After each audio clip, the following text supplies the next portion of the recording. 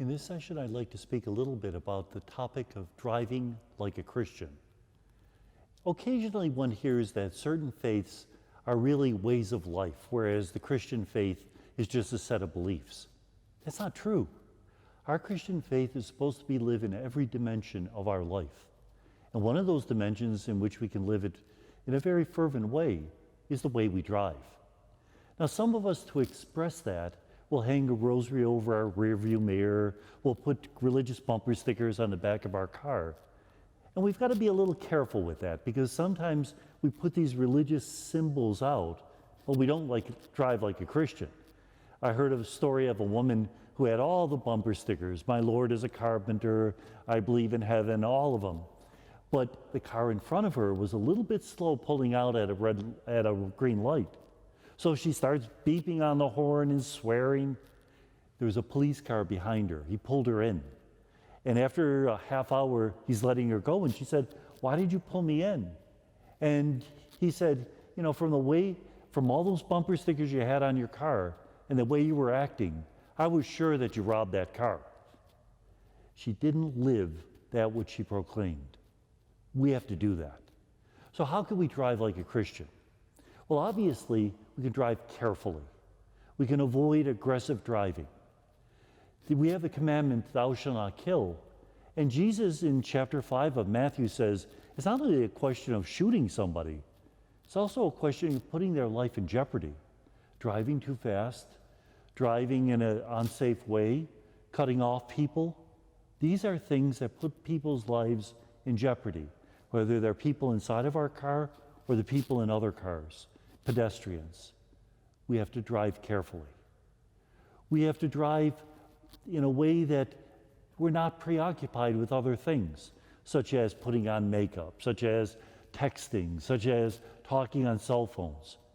And recent experiments have proven that it's not only the question of not holding the cell phone. You can even have Bluetooth in your car, be talking on it, you are going to be distracted by what you're hearing. Is it really necessary to have that conversation at this moment, or can it wait till a safer moment? We have to drive in a way that we're not angry. Some people are angry all the time when they're behind the wheels. I remember one time a car in front of me the driver had the nerve to do 35 miles an hour in a 35 mile an hour zone. And I was furious. Everybody drives 50 on this road. I was angry at the person for keeping the law. If somebody cuts you off while you're driving, say a prayer for the person.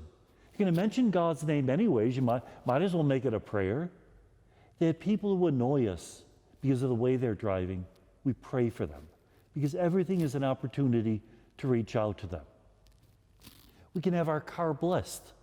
Now, blessing our car doesn't mean it's not going to get stolen, doesn't mean that we're not going to get into an accident. It's not a superstitious totem. Blessing our car is consecrating the car, saying that the car will be used in a way that is faithful to what Jesus said. And therefore, when we enter it, we might make a sign of the cross, reminding ourselves to drive like a Christian. That when we're driving with people in the car, that which we share in conversation will be Christian. That when we see other people in other cars, especially those who seem to be driving unsafely, we pray for them. And maybe even we use our car as an apostolate. That a lot of lonely people, elderly people, they don't know how to get to church on Sunday. They're afraid to drive themselves. Wouldn't it be nice if we offered to drive them in? But notice what I said, they don't know how to drive, they're afraid to drive. There does come a point in our life when we should give up our license. And that is a frightening moment in a lot of our lives, because our license is a ticket to autonomy. It gives us freedom. But there comes a time when our reaction time, our eyesight is diminished, and we are a danger on the road.